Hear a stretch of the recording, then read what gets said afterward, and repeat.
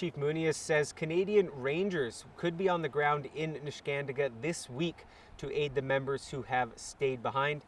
Muniz himself is heading back home to his community with no immediate plans to return to Thunder Bay.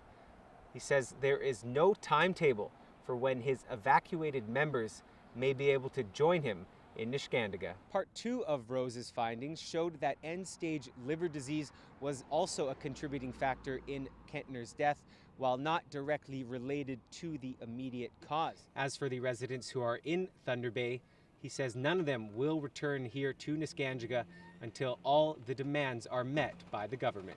Up to this point, the city has remained tight-lipped on the pinhole leak issue, saying that it cannot comment, with some councillors mentioning possible litigation down the road being the reason why. On this last Sunday of the year, you might expect the downtown streets to be bustling with holiday shoppers and people enjoying the final days of their break.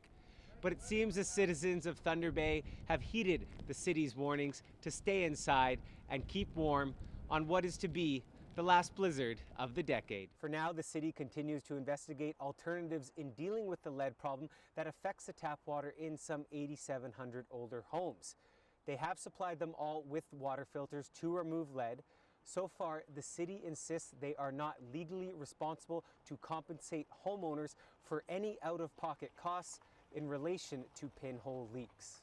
A plane landed here in Neskantaga this evening with about 8,000 pounds of bottled water on board, which will be delivered out to residents this evening.